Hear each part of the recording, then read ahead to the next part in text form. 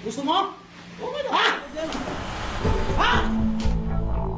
Iba't ibang kaso na ng pang-aabuso sa kapangyarihan sangkot ang mga pulis ang naidokumento. Ang ilan nakunan pa ng video.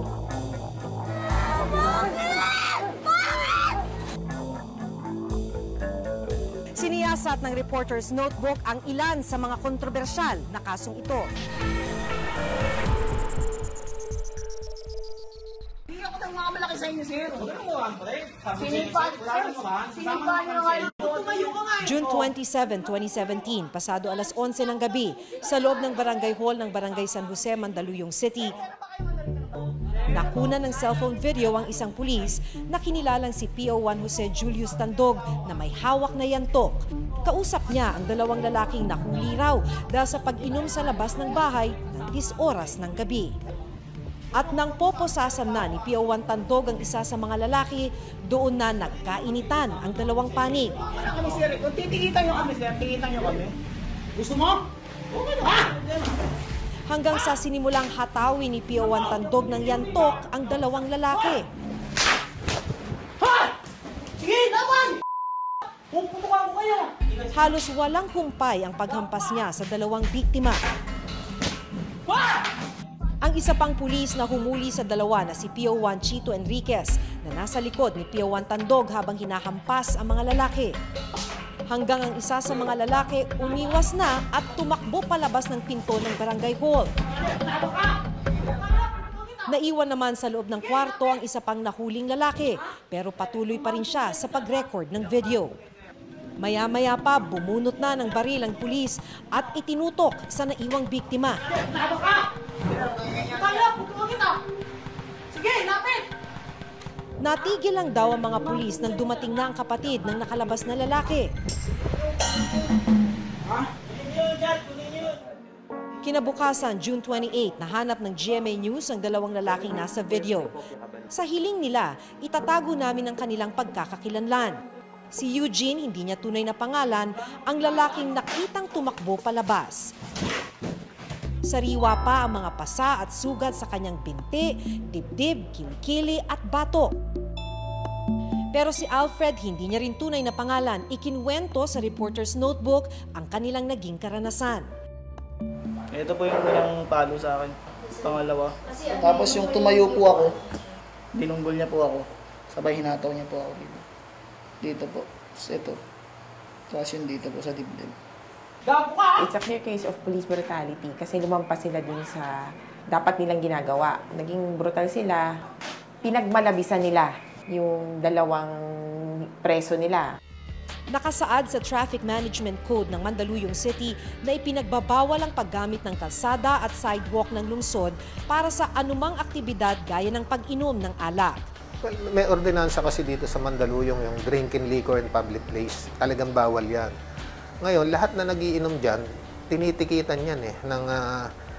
May fine na 500. Kaya lang, nung sinitang nga to, nung titikitan, nagsasagot nga according dun sa mga pulis, tapos nagmura.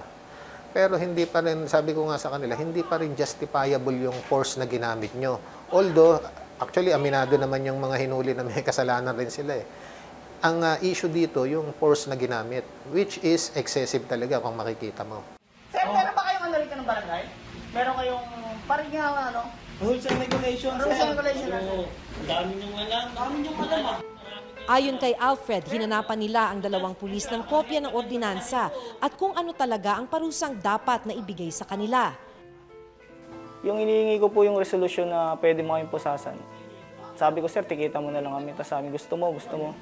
Gusto mo? Okay na. Ha? Doon na po siya nagtuloy-tuloy mamalo. Pagpalo po kayo sa kaibigan ko, palo rin po sa akin. Salitan po kami. Si Alfred ang kumuha ng video. Hindi raw niya ito inihinto kahit pa iniinda ang malalakas na hampas ng yantok. Mga siguro po, mga 30 seconds po, na sunod-sunod talagang walang humpay na parang ginagawa kaming aso. Tinutukan nila ako. Lumaban daw ako para humandusay daw ako. Mahirap, naabuso. Na-trauma po ako kasi first time ko pong matutukan ng baril. Tapos pulis pa. Alam ko pong lumabag ako sa batas, pero drinking outside parang mahirap naman po yun. Yun lang po yung, gusto ko lang makuha yung ticket ko. okay na, uwi na po kami. Pero hindi po ganun yung nangyari. Hanggang ngayon po, wala po akong ticket na natanggap. Wala pang binigay na ticket sa akin, hindi po ako tinikitan. Humarap din sa media ang dalawang pulis para magbigay ng kanilang panig. Sabi nila naging bayolente sina Eugene at Alfred nang sitahin at dalhin ang mga ito sa barangay hall.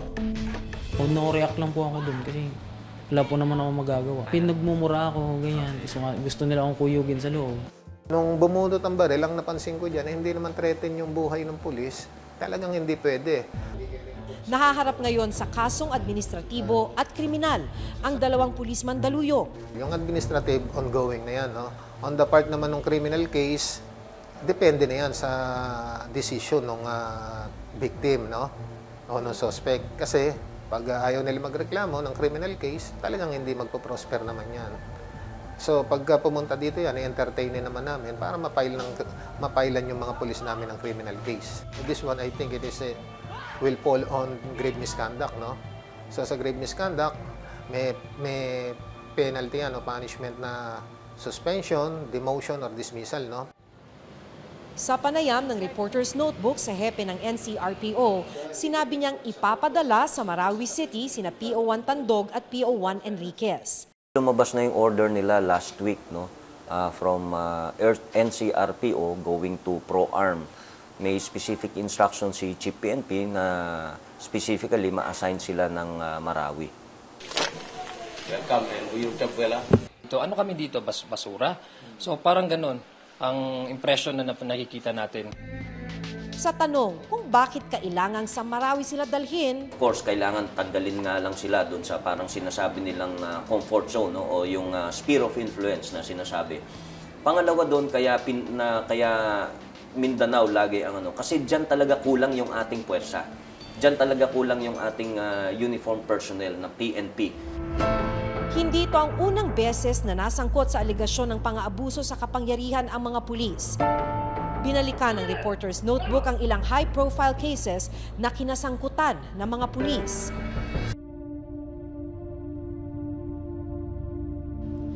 August 2010 nang lumabas ang cellphone video na ito kung saan makikitang pinahihirapan si Dairus Evangelista, suspect umano sa panghuhold up. Habang nakahubad at nakahiga sa sahig, hinihila ang ari ni Darius. May pagkakataon ding pinapalo siya. Ang lalaki umanong nagto-torture si Senior Inspector Joselito Binayog, dating Assistant Police Community Precinct Commander ng Manila Police District. Matapos ang insidente, hindi na nakita pa si Darius. Taong 2013 na aresto si Binayog at noong 2016 nahatulang siyang guilty at sibak na rin siya sa pwesto. Mr. Binayog is already in the National Bilibid prison because of charges of robbery and extortion. But his case for violation of RA 9745 remains pending in the RTC. So that is something that we would want also to be resolved soonest so that he can be made accountable for the acts he committed against Darius Evangelista. Nakuna naman ang CCTV footage noong September 8, 2016 ang pagharang kay Mark Culata ng mga pulis sa isang checkpoint sa Tanza, Cavite habang sakay ng kanyang motorsiklo. Isinakay si Mark sa police mobile habang minamaneho naman ang kanyang motorsiklo ng isa pang pulis. Ayon sa Tanza Police, pinakawalan nila si Mark bandang alas 12 ng madaling araw. Kinaumagahan, nakita na lang ang bangkay ni Mark sa ilalim ng Lambingan Bridge sa Tanza. May tama siya ng bala sa ulo at iba pang parte ng katawan. Nakamasking tape ang bibig at may karatulang "Pusher ako". Ayon sa spot report ng Tanza PNP, may natagpo ang 2 sachet ng pinaghihinalaang shabu sa tabi ni Mark. Pero duda ang kanyang pamilya kung paano siya namatay. Masakit kasi ang gusto ko, kung anong ginawa nila sa anak ko, magkaroon ng kaparusahan sa kanila. Hindi ko talaga matanggap ang pagkawala ni Mark, kaya pag nagdadasal ako talagang umiiyak ako ng tulong sa Diyos. Sana yung mga taong gumawa niyon, siya na bahala sa lahat. At magkaroon ng hustisya lahat ang pagkakamatay ni Mark. Sinampahan ng kasong administratibo tulad ng grave irregularity in the performance of duty, grave neglect of duty at grave misconduct ang 5 pulis na humuli kay Mark. Kabilang na sina PO2 Emerson de Ocampo, PO2 Ives Luyon, PO1 Hernan Romanes, PO1 Edgardo de Guzman, PO1 Rico Cabahug at ang kanilang hepe na si Police Superintendent Giovanni Cibalo. Pero wala pang kasong kriminal na naisasampa laban sa kanila. Sa dokumentong ito mula sa PNP Internal Affairs Service o PNP IAS, nakasaad na for dismissal ang 5 pulis na nabanggit dahil sa kasong administratibong isinampa laban sa kanila. Pero umaapela pa raw ang mga pulis na sangkot sa pagkamatay ni Mark. Habang hinihintay po nila yung motion for reconsideration ay nasa Cavite Police Provincial Office po sila. So, naka-floating po sila. Wala po silang hinahawakang posisyon. So, pag na-deny po, maglalabas ulit po ng panibagong kopya po ng decision ng signed by the regional director at after po nun is tuloy na po yung penalty. October 2016 nang dukutin ang negosyanteng Koreanong si Jik Ju sa kanilang property sa Pampanga. Kinalaunan, natagpo ang patayang Koreano. Nang alisin ang bookshelf, nakumpirma na isa nga itong nakakubling selda.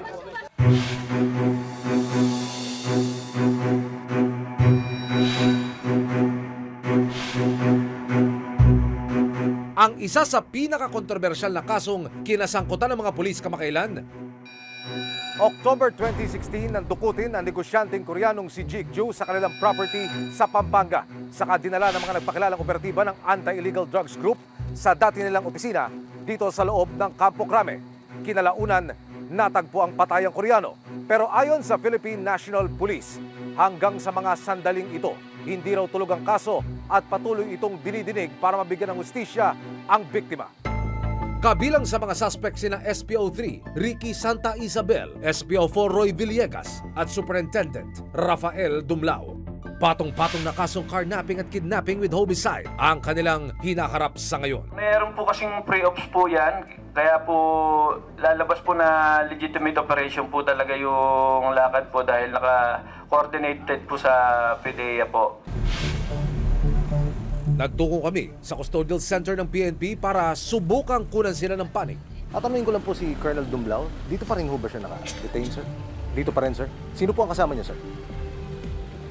Si Colonel Dumlao tsaka... okay. So, bawal. Bawal. Okay, sige. Nakausap po natin yung mismong mga personnel ng PNP Custodial Center at sila na po ang nagkumpirma na dito nga nakadetine sina Superintendent Dumlao at si SPO4 Roy Villegas. Nasa NBI Custodial Center naman si Santa Isabel. Para alamin kung paano umuusad yung kaso, nagtungo kami sa Regional Trial Court sa Angeles City kung saan nakasampa mga kaso laban sa mga pulis. Sa records ng RTC Region 3, nakatakdang dinggin ang kaso ng mga sangkot sa pagpaslang kay Jik Ju ngayong July 19, 2017. Ano ang estado ni na Dumlao, ni na Santa Isabel, ni na Villegas? Ito'y tanggal sa serbisyo o paano ba? Opo. So, if they will do a motion for reconsideration, titingnan kung may basihan para sila ay mapagbigyan. Kung hindi, itutuloy na ho natin yung kanilang dismissal and it will be submitted to the NAPOLCO. July 7, 2016, nakuna naman ng GMA News na sabay na pinasok ng mga pulis ang mag-amang Rene at JP Bertes sa presinto sa Pasay City. Parehong isinasangkot sa droga ang mag-ama. Matapos ang 12 oras, natagpo ang patay ang mag-amang Bertes sa loob ng presinto. Sa nakuwang incident report ng Reporter's Notebook mula sa Pasay Police noon, sinabing ng agaw ng baril ang mag-ama, kaya pinaputokan sila ng baril sa iba't ibang bahagi ng katawan ng 2 pulis. Kinilala ang 2 pulis bilang sina PO2 Alipio Balo Jr. at PO1 Michael Tomas. Sinampahan sila ng kasong murder. Isang taon mula nang mangyari ang insidente, maila pa rin ang hustisya para sa mga kaanak ng mag-amang Bertes. Ang sabi ko nga, tanggap ko na makulong asawa ko, pero hindi ko tanggap na pinatay niyo siya. Na walang kalaban-laban yung mag-ama. Inilabas ang warrant of arrest para kina Balo at Tomas, pero ayon sa abogado ng pamilya Bertes, ngayon daw po ay nagtatago na ang 2 pulis na ito. Sa kasalukuyan po ay wala pa pong leads, wala pa pong naulat na balita kung nasaan yung dalawa. Kung wala sila doon sa kanilang dapat na lugar, kung nasaan sila, kung tinakbuhan nila yung kanilang responsibilidad, they'll be dismissed from the service.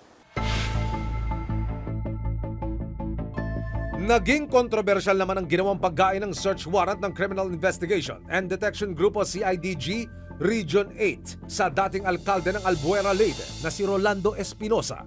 Itinuturong sangkot sa iligal na droga si Espinosa. Napatay siya sa loob ng kanyang selda sa Leyte Sub-Provincial Jail.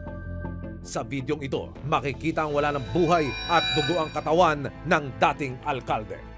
Sa isang selda, napatay rin ang isa pang drug suspect na si Raul Yap. March 20, 2017, naglabas ng arrest warrant ang Korte ng Baybay, Leyte para sa kasong murder laban sa 19 na pulis, kabilang na sina dating CIDG Region 8 Chief Senior Superintendent Marvin Marcos na siyang nanguna sa operasyon, Chief Inspector Leo Laraga na siyang nakabaril kay Espinosa, Superintendent Santi Noel Matira at iba pa nilang kasamahan. Pero June 8, 2017, nagdesisyon ng Department of Justice o DOJ na ibaba ang kaso mula murder at gawin itong homicide. So ano ho ang naging pasya ng pamunuan ng Philippine National Police laban dito sa grupo ni Marvin Marcos, sir? I believe that the decision was to dismiss them. Okay. However, naka-MR. Okay. Pero yung criminal na kaso, hindi ho kasi kami ang nagsampa ng kaso. Nitong April 27, 2017, sorpresang binisita ng Commission on Human Rights o CHR ang himpilan ng Manila Police District, Station 1 sa Tondo, Maynila. Meron kasi nag-report na aside from this, meron kayo pang isang area na inaano, Colonel. Ito lang po, sir. Sigurado kayo, ha? Dali lang. CHR po kami, wag kayong matakot. CHR. Human rights po kami. Ilan kayo dyan? Ilan kayo? Ha? Nang alisin ang bookshelf, nakumpirma na isa nga itong nakakubling selda. Sa investigasyon ng CHR, lumalabas na lahat ng nasa secret jail mga drug suspect. Lalo na kayo matagal dyan. Ilang ano? Sinampahan ng kasong administratibo ang hepe ng istasyon na si Police Superintendent Robert Domingo. Wala pa, Colonel, na nadidismiss doon sa mga kaso na yan. Nakausap ko si Superintendent Domingo. Tumanggi na siyang magbigay ng pahayag dahil naisampa na naman daw sa ombudsman ang kaso at na-relieve na siya sa pwesto. Narito po tayo ngayon sa harapan ng Rahab Bago Police Station at naging kontrobersyal po ang presinto na ito matapos na madiskubre ng Commission on Human Rights yung di umano'y secret cell. Pumarito po tayo para personal nating makita kung ano na po ang itsura ng loob ng presinto, kung naroon pa ho ba yung sinasabing gawa-gawang selda.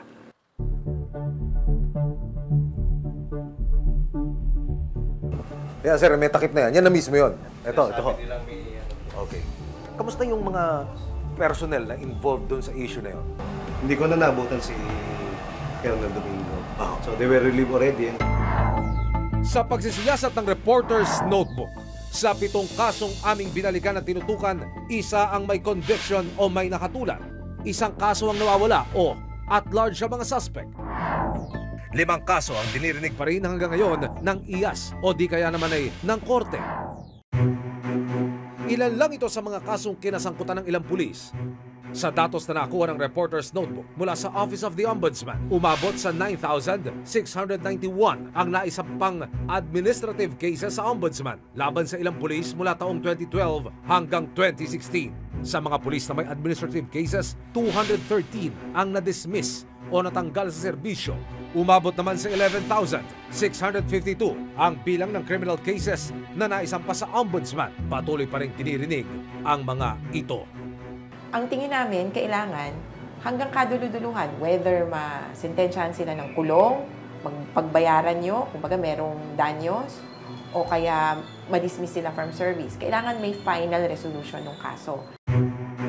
Seryoso ang PNP sa paglilinis ng inyong hanay, sir? Seryoso po, kasi 3 ho yung focus campaign namin from day 1. Drugs, criminality, corruption, which is internal cleansing. Sa investigasyon ay talaga may hindi ho sumunod sa proseso, hindi ho sinusunod yung PNP regulation, mayroon siyang criminal liability, then we take care of the administrative cases.